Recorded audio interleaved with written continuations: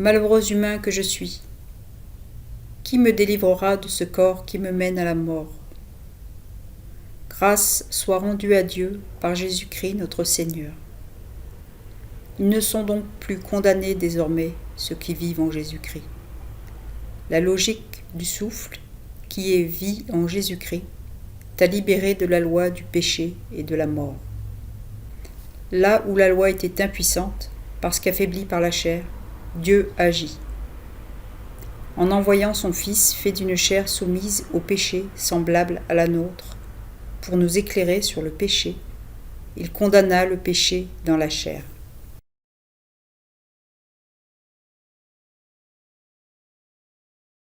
Donc ce qu'apporte de neuf Paul et peut-être Jésus et les disciples, on le verra, c'est que pour eux il n'y a pas de corps ou d'âme immortelle par nature, mais pour que la vie, parce que c'est ce qu'on a vu, hein, pour Jésus, quand on emploie le mot psuké, c'est la vie du moi, c'est la vie du moi, c'est le moi, le je vivant.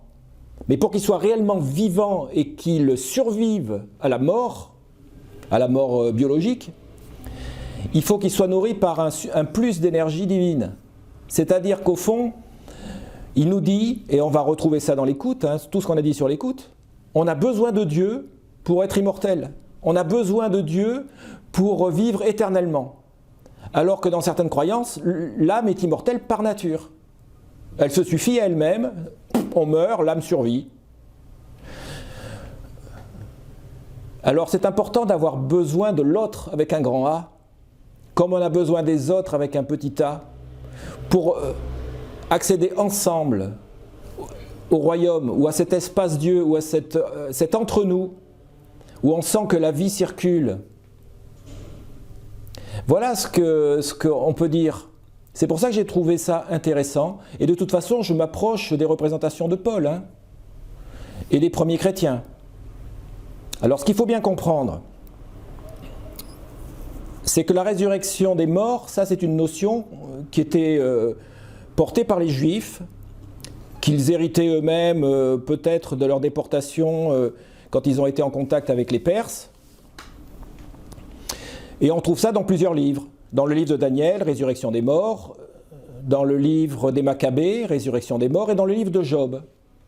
Ailleurs, presque pas. Mais à l'époque de Jésus, il y avait cette notion qu'on va retrouver. Hein. Marthe va dire à Jésus, je sais qu'il ressuscitera au dernier jour. Mais elle entendait la résurrection des morts sur cette terre. Et là encore, Jésus va déplacer les choses. Parce que justement, quand on parle de la résurrection, comme on l'a dit tout à l'heure, relationnelle, ça veut dire qu'il engage un déplacement de notre perception de l'autre, des objets, de ce monde, etc. Et qu'en soi, c'est déjà la vie qui s'installe en nous, qui s'installe dans l'entre-nous. Ça apporte de la joie, quelque chose de vivant s'installe. Alors on verra plus tard qu'on peut encore aller plus loin. Mais déjà, on s'en tient là. C'est-à-dire que là, la résurrection, elle a le sens d'une régénération de nos perceptions, d'une régénération de notre écoute, d'une génération de notre regard, etc. C'est important. C'est-à-dire que ça ouvre un potentiel, ça ouvre énergétiquement un potentiel. C'est important de comprendre ça. Voilà, j'essaye de le dire de façon à ce que vous compreniez. Mais la grande différence, c'est ceci. C'est que dans la tradition chrétienne, la base, c'est la base de l'anthropologie juive. Résurrection des morts à la fin des temps quand le Messie survient. C'est greffé avec les pères de l'Église qui étaient de tradition grecque et où il y a eu un malentendu sur le terme psuké, qu'ils n'entendaient pas comme la vie du moi, mais comme eux-mêmes le vivaient dans leur culture grecque, à savoir l'immortalité de l'âme. Et ça, cette synthèse a été faite par Thomas d'Aquin. Il a dit, ben voilà, l'âme à la mort, l'âme survit parce qu'elle est immortelle, et puis à la fin des temps, elle réintégrera son corps quand les corps vont ressusciter sur terre. Mais ça faisait de l'âme un principe vital. Or, Jésus, les apôtres nous ramènent à quelque chose de fondamental. Le principe vital, c'est pas l'âme elle-même, c'est le souffle de Dieu. C'est important de comprendre ça. Et donc on n'a plus besoin d'une âme immortelle, autonome, par nature. Et alors après qu'on l'appelle âme, ou qu'on l'appelle le corps pneumatique, peu importe, c'est une question de définition. Donc ce qui est important, c'est de comprendre que si on croit dans une âme immortelle, pourquoi pas? Alors on doit introduire peut-être la possibilité qu'elle ne soit immortelle que parce qu'elle est nourrie d'une énergie divine, en amont. Et que cette énergie divine, c'est elle qui est éternelle, qui a toujours été, qui sera toujours. Et l'âme est introduite dans cette dynamique-là, mais que par elle-même, elle n'a pas la vie éternelle en soi. Vous comprenez? C'est-à-dire que ça nous oblige à aller vers de l'autre, de se tourner, de se recevoir d'une source. Et ça nous sort de nos narcissismes, de nos représentations, voilà, de tout ce qu'on peut bâtir en pensant que par nous-mêmes, ou on possède en nous quelque chose qui, voilà. Alors quand on parle d'étincelle divine à l'intérieur de nous, il faut bien s'entendre. Est-ce que c'est l'âme immortelle par nature, ou est-ce que cette étincelle divine, c'est la présence du divin, c'est-à-dire de l'énergie divine en nous? Vous voyez que ce n'est pas tout à fait la même chose. Et donc les chrétiens disent, eh bien c'est parce qu'on a la présence de Dieu en nous qu'on a la possibilité de devenir un jour incorruptible et immortel. Que ce soit sur cette vie-là, on n'y arrivera jamais. Mais à notre mort, la vie se poursuit. C'est-à-dire que Paul, tu demandais, mais après sa mort, bien sûr, il est régénéré là sur terre, il connaît des formes de résurrection, incomplètes, hein.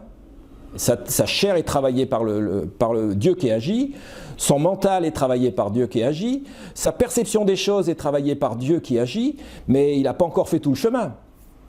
Mais il y a une continuité après la mort. Que devient ce corps? Eh bien, par exemple, les EMI nous disent, eh bien, il y a une partie de ce corps qu'on ignorait, qu'on ne voit pas, qui est invisible et qui est pourtant bien réel, qui continue de sentir, de voir, etc., qui n'est plus dans la matière, qui est de l'énergie. Mais on sait que la science nous montre que l'énergie et la matière, eh ben, hein, on ne sait pas trop. On ne sait pas trop où se situe la différence. Donc il faut être humble à ce niveau-là. Et puis savoir qu'effectivement on est dans des représentations. Mais en tous les cas, c'est bien de s'appuyer sur des témoignages qui confirment les intuitions chrétiennes ou les expériences chrétiennes, à savoir que oui, il y a un corps énergétique. Je préfère dire un corps pneumatique parce que ce n'est pas une énergie naturelle, c'est une énergie surnaturelle. Il y a un corps qui est nourri d'une énergie surnaturelle, qui est attiré vers un tunnel, comme quoi ce n'est pas ce corps-là qui décide, hein. Il y a bien une énergie en amont, c'est l'énergie divine, qui l'amène vers la lumière, à contempler la lumière, et à écouter autrement toute la vie qu'il a pu traverser, et les erreurs qu'il a pu faire, etc. Donc vous voyez, les OMI confirment vraiment ce que disent aussi les chrétiens. Après, c'est une question de représentation. Ce qui est important de comprendre ici, mais on le reverra avec le souffle et puis par la suite, hein, c'est que, je le redis, pour les premiers chrétiens, il n'est pas du tout question d'une âme immortelle par nature. Il est question d'une âme, c'est-à-dire pour eux c'est la vie, qui peut parvenir à l'éternité à condition d'être nourrie par ce Dieu qui agit et qui lui donne son énergie éternelle, qui est une énergie d'amour. Donc se laisser habiter par Dieu, c'est être rempli de cet amour-là, qui est le vivant avec un grand V. Voilà la pensée chrétienne, authentique. Et donc, ça met en question bien des schémas. Est-ce qu'il y a besoin d'un retour à la fin des temps, des corps sur Terre? On peut en débattre, hein. Moi, je ne m'inscris pas là. C'est-à-dire que je m'en tiens vraiment au texte, mais Paul ne parle jamais de ça. Il parle d'une résurrection de tous les corps à la fin des temps, mais de quel corps parle-t-il?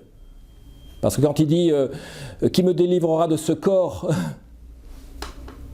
qui mène à la mort », si on le prend comme ça, sans se rappeler qu'il a dit aussi « S'il y a un corps corruptible, il y a un corps aussi incorruptible », alors on oublie l'autre dimension de ce corps.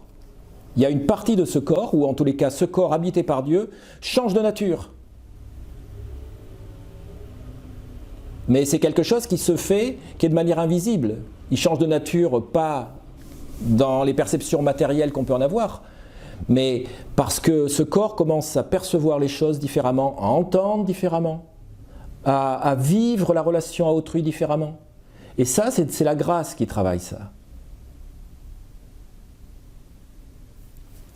Mais nous n'avons aucun savoir formel sur ce que nous serons après. C'est pour ça que ça nécessite une foi dans l'ici maintenant. C'est-à-dire de ce qui nous transforme ici maintenant, en nous-mêmes et dans la relation à autrui. Donc Jésus déplaçait toutes les évidences. Et bien sûr, je pourrais vous montrer qu'il a réutilisé, il avait la connaissance de beaucoup de mythes. Le mythe de Dionysos, démembré, dont on s'est nourri, etc. Le mythe d'Osiris, mort et ressuscité, etc. Mais c'est pour les déplacer et pour l'introduire dans la réalité des relations humaines.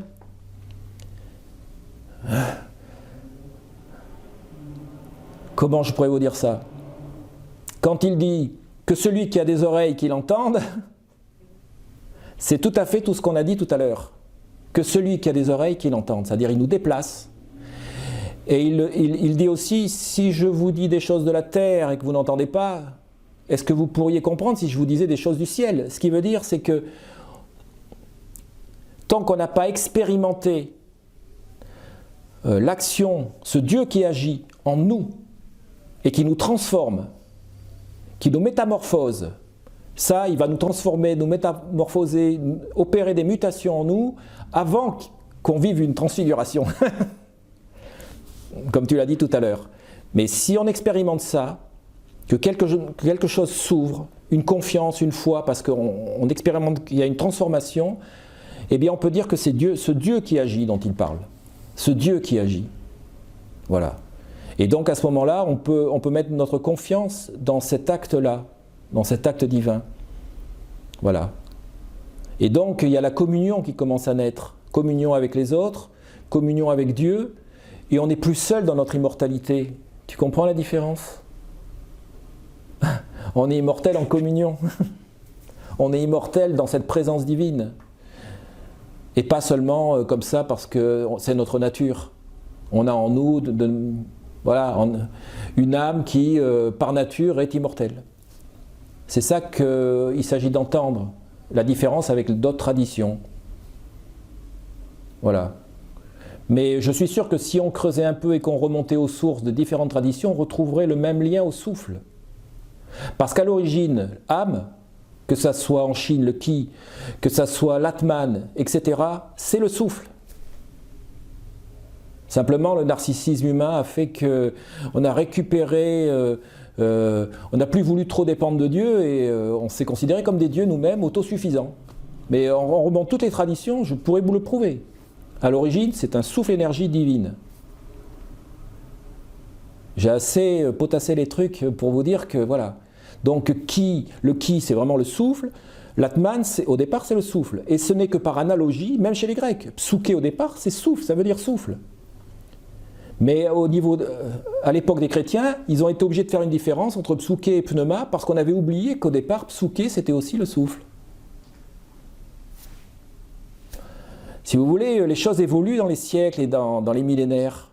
Et on perd, c'est pour ça que je dis à un moment donné, il y a eu des grands éveillés qui ont fait des expériences, qui ont transmis ça oralement, ça a été comme les rishis en Inde, etc., qui ont transmis leurs expériences profondes, mais ceux qui recevaient ça n'ayant pas fait cette expérience, il y a du malentendu, et donc, au niveau des langages, il y a des oublis, des transferts, des déplacements, qui fait qu'on a du mal à piger.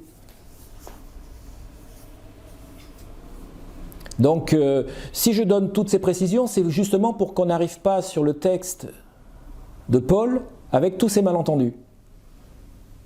Je ne refuse pas du tout qu'on pense à l'âme immortelle, etc. Non. Mais si on veut vraiment entendre Paul là où il parle et le Christ quand il parle, il faut vraiment qu'on ait conscience de cette différence avec nos évidences, qui nous ont été transmises, quoi qu'on en dise, depuis des millénaires.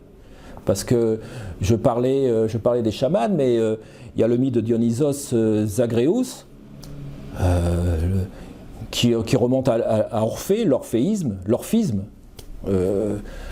Si on savait combien on est nourri de tout ça, par la culture, c'est passé comme ça par tout un tas de réseaux pour nous atteindre. C'est repris par des humains qui entendent à moitié, qui reprennent juste quelques notions, qui font leur sauce, etc. Donc pourquoi pas, tout ça c'est de l'ordre de la représentation. Mais vous savez ce que disait Bouddha quand on voulait lui dire « mais qu'est-ce que tu penses de ça, de ça ?» Ça c'est de la représentation, revenons à l'essentiel. L'écoute juste, le regard juste, la conscience juste, vous voyez, l'octuple chemin, c'est-à-dire on revient à l'essentiel.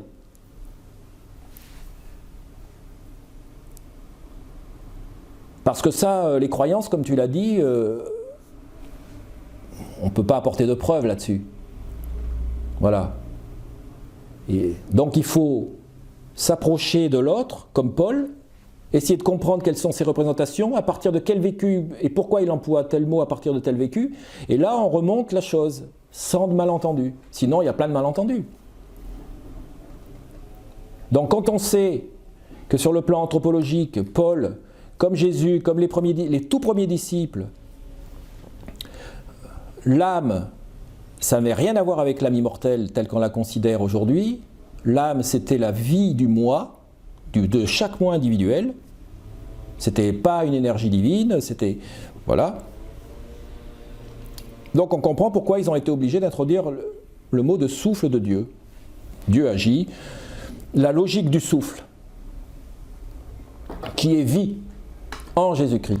Voilà. Donc on reviendra pourquoi il utilise le mot en Jésus-Christ. Mais voilà, il introduit le souffle. Il ne parle pas d'âme dans ce texte. Donc il faut se mettre à l'écoute de ce qu'il est en train de dire. Et on comprendra mieux ce qu'il essaye de nous communiquer à partir de sa propre expérience et de sa relation au Christ vivant ressuscité. Voilà, je sais pas si c'est clair ce que je dis. C'est pas facile, hein.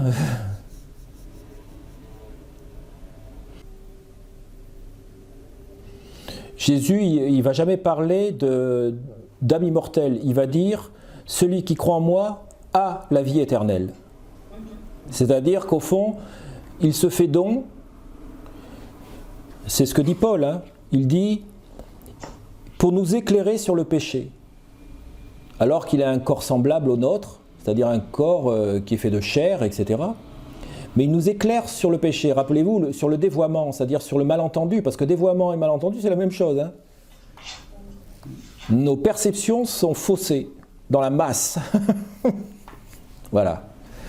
Et donc il nous éclaire sur ce fossé dans la masse, sur ce qui est à la limite perverti de notre véritable identité ou de notre véritable nature, ou de ce qui était notre voix avec un grand V, V-O-I-E. Et il est venu pour nous éclairer. C'est-à-dire, au fond, quand je dis qu'il déplace les choses, c'est que c'est comme si toutes les traditions se sont déployées tout doucement en perdant l'essentiel, en perdant de vue ce rapport au souffle de Dieu, et après revendiquant une autonomie de l'âme, etc., etc. Mais il y a quelque chose qui échappe au don dans ce cas-là. On n'est plus en lien avec la source. Et Jésus, il nous remet en lien avec la source, notre Père. Et cette source est extrêmement importante parce que c'est elle qui nous donne la vie. C'est elle qui est le principe vital, c'est cette source, c'est pas l'âme. Et même dans l'Église catholique, on a fait cette erreur. L'âme, c'est le principe vital. Non. Et ça, je tiens ferme là-dessus, je ne bougerai pas. C'est le souffle de Dieu. Notre âme, ou notre corps pneumatique, pourquoi pas, on emploie les deux, hein, c'est une image. Eh bien, n'a de vie et n'entre dans l'éternel que parce que c'est un don de Dieu, parce qu'on a accueilli la grâce, parce qu'on a accueilli son souffle. Ça change tout. Ça change tout. Donc on avoue humblement qu'on est dépendant d'une source et que si on se coupe de cette source, on meurt. C'est pour ça que qui me délivrera de ce corps qui mène à la mort, c'est un corps qui a perdu son lien avec la source. C'est ce qu'il appelle la chair. C'est-à-dire qu'on n'est plus que chair, mais on n'est plus du tout dans l'énergie divine. C'est une chair viande, une chair qui ne pense qu'à jouir, etc., comme les animaux. Alors qu'on peut être en lien avec cette source divine qui est là pour éclairer notre voie avec un grand V, qui est là pour éclairer nos perceptions, notre sensible, notre intellect. Et si on chemine avec ce Dieu-là, qui a pour médiateur le Christ vivant, qui est une parole sans mots, comme l'a très bien dit Marie-Chantal, c'est une présence qui nous communique ses motivations, alors on se dirige vers cette éternité qui nous attend. On verra tout ça par la suite, on va le revoir en détail, on va détailler tout ça. Hein. Mais vous comprenez ce mouvement-là.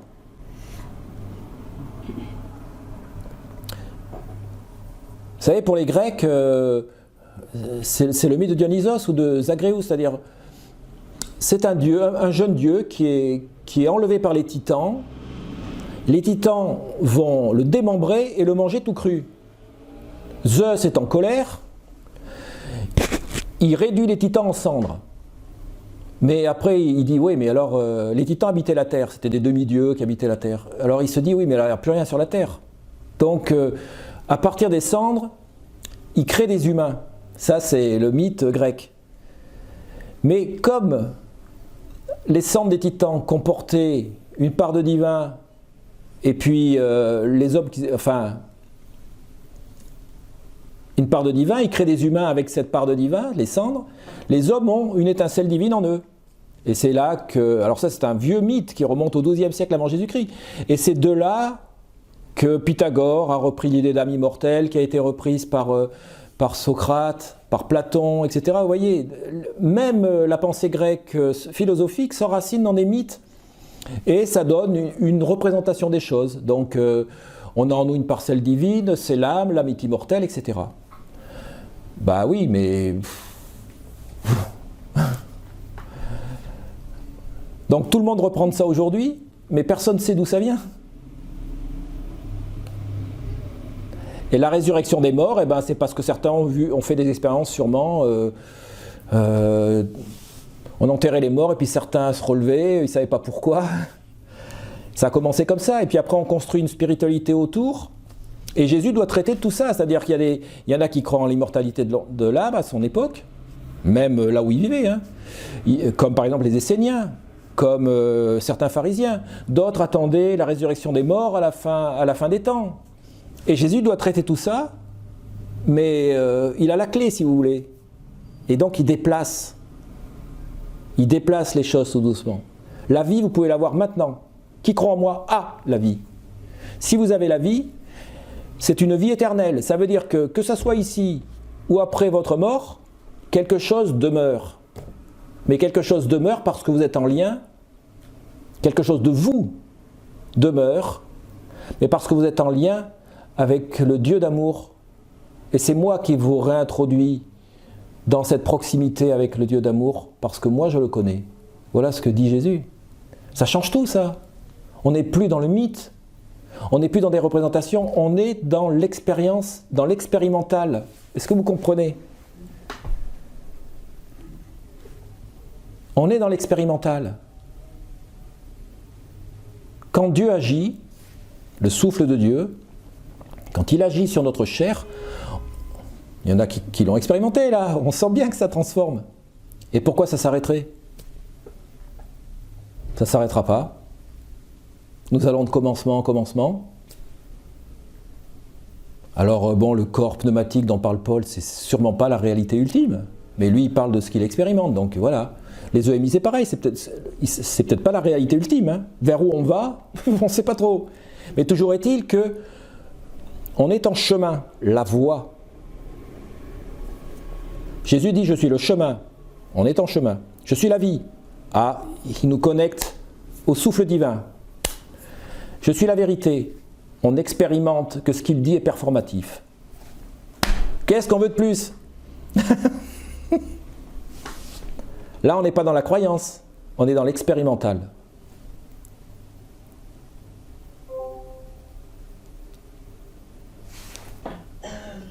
quand il veut sauver sa vie, la perdra. C'est le vœu qui est le problème quelque part. D'ailleurs, sur la croix, le mauvais larron dit sauve-toi toi-même, toi qui en as sauvé d'autres, etc. Or, justement, la question, c'est que ce n'est pas soi-même qui nous sauvons à la force de nos petits poignets, et encore moins, justement, le Christ qui s'est abandonné au jardin de Gethsémani en disant que ta volonté soit faite et pas la mienne. Et c'est cet abandon de cette volonté propre qui est un chemin qui pour moi sont des allers-retours, si on peut dire. Parce que cet abandon, il est difficile et on est vite rattrapé par ses propres volontés et par son illusion, en croyant même pouvoir être guidé, quoi.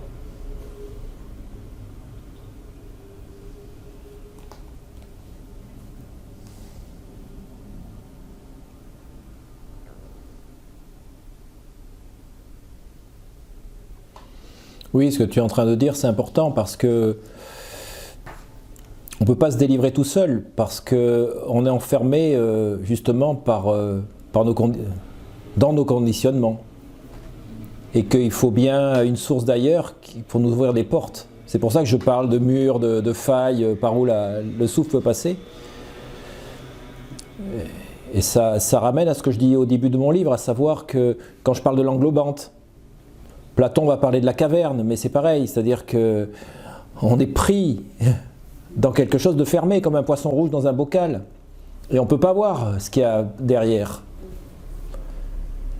On ne peut pas voir l'ailleurs. Donc toute volonté, celle dont tu parles, le « je veux », et toute volonté est prisonnière de ses limites. Pour dépasser ces limites, il faut une transcendance. C'est-à-dire un ailleurs qui vient à notre rencontre pour nous révéler le passage.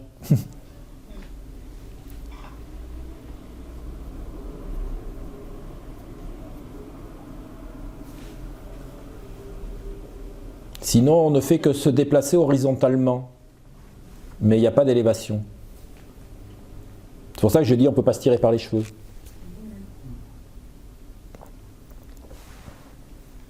C'est repris à Simone Weil, ça.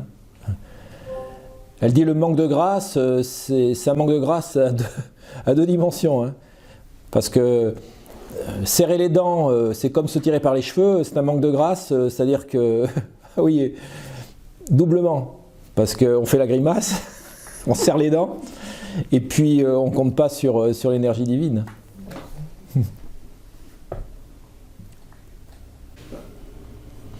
C'est à chacun de voir selon son propre chemin. Moi, je témoigne, je dis bien en témoin singulier, c'est-à-dire que je n'ai pas la prétention à l'universel, là. C'est-à-dire, je parle de moi. Le témoin singulier, c'est ça. Mais après, comme je le disais tout à l'heure, il faut se mettre à l'écoute d'autres expériences, d'autres chemins, d'autres façons de vivre la voie. Et là, c'est très important, ça nous sort de cette espèce de vision de la totalité où on voudrait que tout le monde soit pareil, uniforme, etc. J'ai la vérité et les autres l'ont pas. Non, je dis pas ça. C'est pour ça que je parle de témoin singulier. Je parle de mon chemin. Si ça peut être utile, je le partage, mais je risque pas de l'imposer.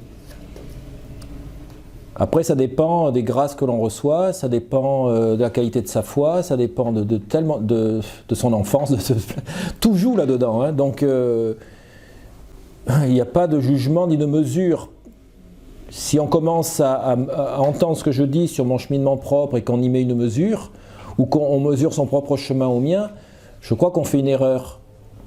Qu'on s'en nourrisse, si on peut, si c'est utile, oui, mais surtout pas se mesurer à ce que je présente là. En tous les cas, quand je parle du témoin singulier, hein. Le reste, c'est plus général, je recadre des représentations, etc. Mais mon témoignage, ce n'est que mon témoignage.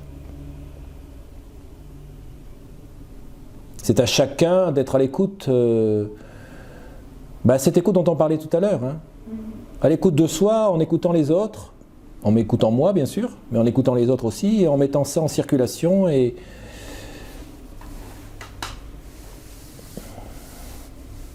il n'y a pas de choses à imposer, quoi. Justement parce que, à un moment donné, sur le chemin, on en arrive où on doit poser les valises. C'est-à-dire qu'au fond, tout ce qu'on a accumulé en écoutant autrui, etc., à un moment donné, c'est utile jusqu'à un certain point. Puis à un moment donné, je suis confronté à ma propre décision. Qu'est-ce que je fais de tout ça? Qu'est-ce que je fais de ce que j'ai expérimenté du divin? Qu'est-ce que je fais de ce que j'ai reçu des témoignages des autres? Qu'est-ce que je fais de tout ça? Je poursuis pas. En tous les cas, je serai à un moment donné confronté à quelque chose qui est de l'ordre de l'inconnu. Et il va falloir que je me mette à l'écoute de cet inconnu. C'est ce dont il est question là quand je parle de ce voyage-là, c'est-à-dire qu'on va vers une terre inconnue. Je vais le dire autrement, la source, elle est forcément l'altérité et l'ailleurs absolu. Sinon, c'est pas la source. Si le transcendant devient quelque chose que l'on peut pénétrer comme ça à coup de baguette magique, non. Donc c'est important, parce que je sais qu'aujourd'hui dans les courants de développement personnel, etc., on donne des clés, enfin bon, toutes les grandes traditions profondes disent, parlent de ce moment-là où il y a vacuité, hein, c'est-à-dire où naissance chez les mystiques chrétiens. Voilà, je vous l'ai déjà dit, hein, il n'y a plus rien. Il faut juste se mettre dans un autre type de relation à la source, aux autres, etc. Et donc on est obligé de sortir de soi tout en étant de plus en plus profondément en soi. Et donc, comme disait Marie-Chantal, fin du paradoxe, fin voilà, il y a coïncidence des contraires là, c'est-à-dire le plus profond en soi doit coïncider avec une ouverture à tout ce qui se présente sans a priori. Sans idée préconçue, sans... Voilà.